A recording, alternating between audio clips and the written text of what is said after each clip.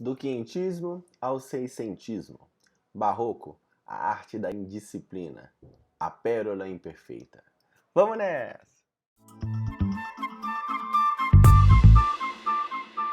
Fala aí, galera! Beleza? Professor Virgílio mais uma vez trazendo um vídeo de literatura.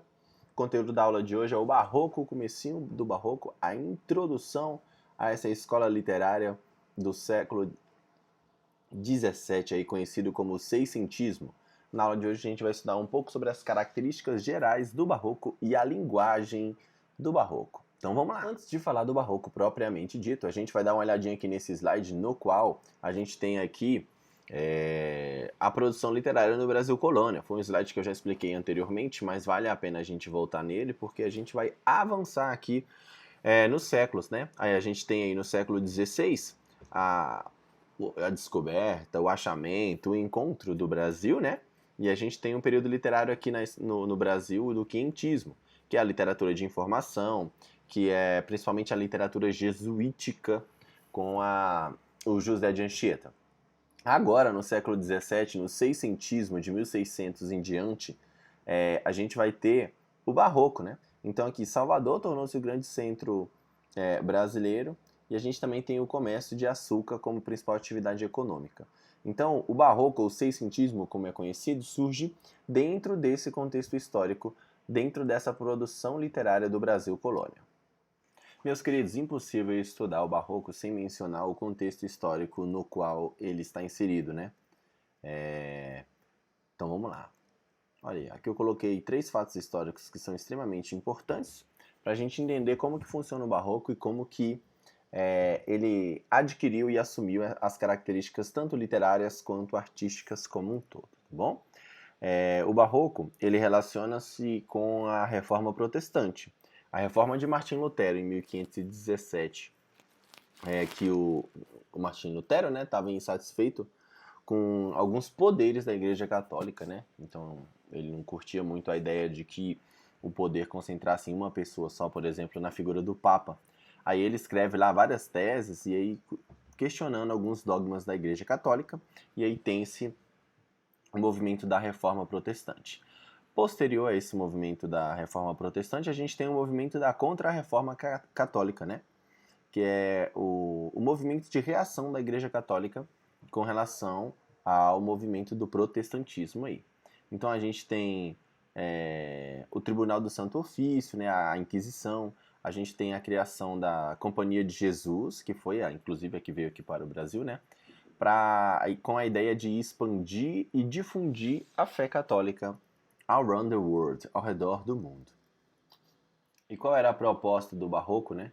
Para que ele conseguisse expandir essa fé católica. Lembra que a gente está vindo de um mundo renascentista, né? Um mundo muito humanista, né? Então a Igreja Católica e a Igreja, né? Não só a católica, já que a gente tem a Reforma Protestante, ela pretendia lembrar que a vida passa rápido, que a vida é efêmera. Guarde essa palavra, efemeridade da vida e do tempo, tá bom? Ela nas obras, nos textos, nos quadros, nas janelas nos vitrais das igrejas, nos tetos das igrejas. A ideia é sempre lembrar que existe a existência do suprema do eterno, sempre lembrar a efemeridade da vida e do tempo, fazendo usos de paradoxos, de figuras de linguagem de maneira bem expressiva. Então, dessa forma que a igreja pretendia retomar aí o seu poder, retomar aí o status que ela detinha nessa época. E aí, por isso que nessa época foram construídas várias igrejas gigantes, várias pinturas religiosas.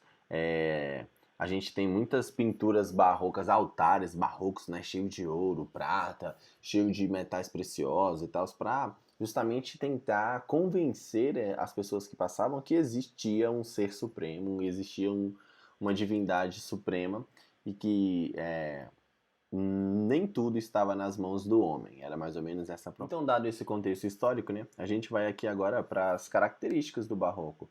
Quais são as características mais marcantes que essa escola literária tem? Deixa eu só sair daqui que eu fico em cima da pintura, né? Aí é mal, bebê, aí é mal.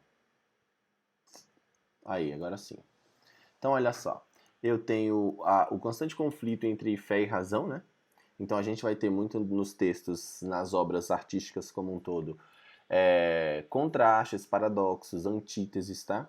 Que expressam o dualismo do teocentrismo e do antropocentrismo. Essa é a guerra. Teocentrismo versus antropocentrismo. A gente vai ter o uso recorrente, né, de metáforas e metonímias. A gente vai ter o gosto pelo exagero. O exagero sempre vai estar presente nas obras literárias e artísticas como um todo, né, do barroco. A gente vai ter na literatura o uso de hipérboles, uma linguagem extremamente rebuscada e rica em figuras de linguagem. A gente vai ter riqueza de detalhes, principalmente nas obras arquitetônicas, como é o exemplo desse teto que a gente está vendo aí no slide. A gente também vai ter um conteúdo normalmente pessimista, em oposição ao sonho de grandeza, né, do Renascimento. Aí sempre a gente vai ter essa oposição aí entre fé e razão, né? E aí a gente vai ter também o cultismo e o conceptismo, que são muito importantes. A gente também vai ter diversas vezes a efemeridade da vida e do tempo. E a gente tem um que chama também feísmo, uma característica chama feísmo. É o gosto pelo grotesco e pela exibição da miséria humana. Já vai começar a aparecer no barroco essa característica. Então, para ilustrar um pouco das características da arte barroca como um todo, eu trouxe essa pintura para tentar ilustrar para vocês. O nome do quadro é As Vaidades da Vida Humana. O nome do autor é o Hermann Stenwick, perdoe minha pronúncia. E eu queria que vocês observassem aí primeiro o quadro.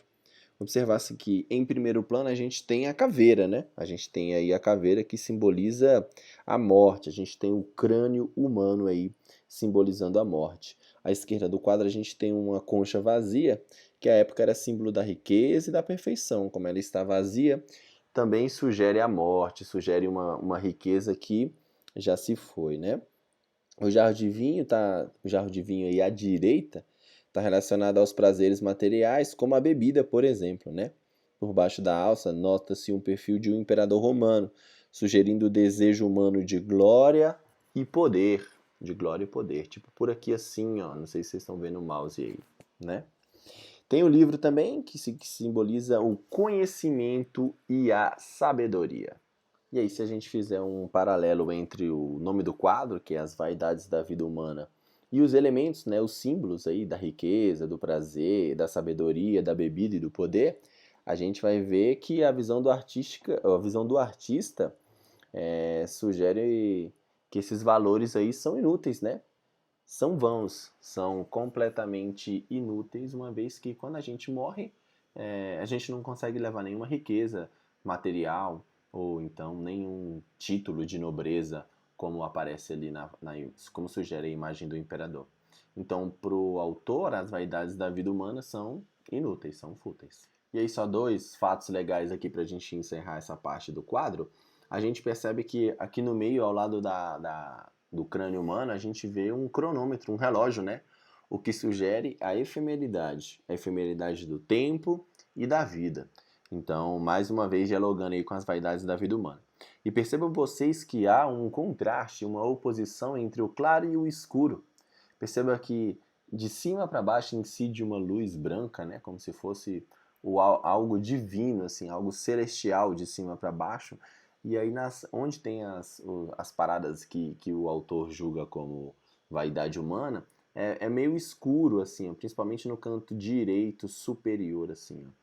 As extremidades do quadro são escuras, salvo a superior esquerda, né? Que é de onde incide, né, essa luz divina aí, né? Show. Então, de resumo, quais características barrocas estão presentes aí nessa tela?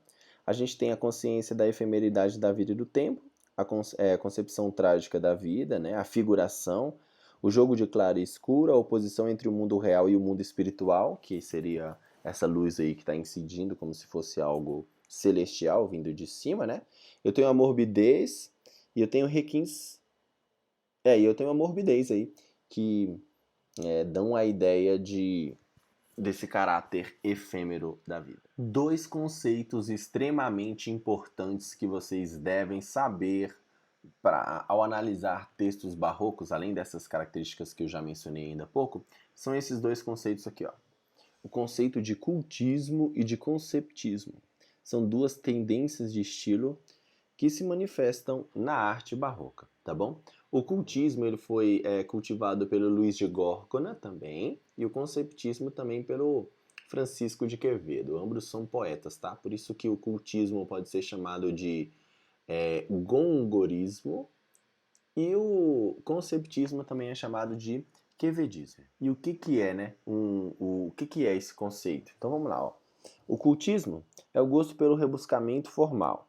Então ele é caracterizado pelo jogo de palavras, grande número de figuras de linguagem, utilização de um vocabulário extremamente sofisticado e pela exploração de efeitos sensoriais, como o som, a cor, o volume, imagens violentas e fantasiosas. Ao passo que o conceptismo dá uma ideia de jogo de ideias, constituído pelas sutilezas do raciocínio, pelo pensamento lógico, por analogias, histórias ilustrativas, parábolas, etc. Então tem aqui o conceptismo, vem da ideia de concepção, vem de ideia, de jogo de ideia. E o cultismo vem da ideia traz consigo, né, o jogo de palavras. Então, conceptismo, concepção, ideia, cultismo, palavra. Conceptismo, jogo de ideias, cultismo, jogo de palavras. E aí, para ir finalizando já o nosso encontro de hoje, a gente tem aí, eu coloquei as fotinhas aí dos dois principais autores do Barroco, tanto no Brasil quanto em Portugal. Eu coloquei aí à esquerda, a gente tem a figura de um cara chamado Gregório de Matos Guerra. O Gregório de Matos, conhecido como Boca do Inferno. Ele é um poeta brasileiro, nascido em Salvador. E para muitos, a literatura brasileira começa aqui, hein? A literatura brasileira começa com Gregório de Matos Guerra, principalmente aí em seus textos exaltando o cultismo. E à direita aqui a gente tem o Padre Antônio Vieira. O Padre Antônio Vieira não é brasileiro, ele é português, porém ele viveu muito entre Brasil e Portugal, ficou muito tempo no Brasil e acaba por ser estudado também dentro da literatura brasileira, tá bom? Esses são os dois principais autores dentro da literatura brasileira que a gente vai se debruçar nas aulas subsequentes. Senhores, então fechou por hoje. Na aula de hoje a gente aprendeu aí um pouquinho sobre a introdução, né, do Barroco no Brasil e no mundo como um todo.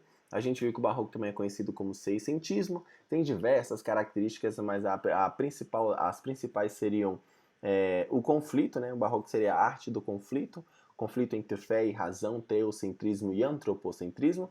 A gente viu o conceito de cultismo e conceptismo, que são duas características do Barroco muito importantes. Cultismo, jogo de palavras, e conceptismo, jogo de ideias, a grosso modo, né? E a gente viu também os dois principais autores, que é o Gregório de Matos Guerra e o querido e amado Padre Antônio Vieira.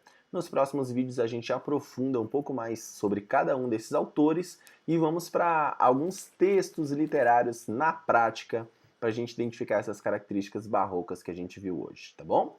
Muito obrigado pela paciência, espero ter ajudado e até a próxima. Tchau, obrigado!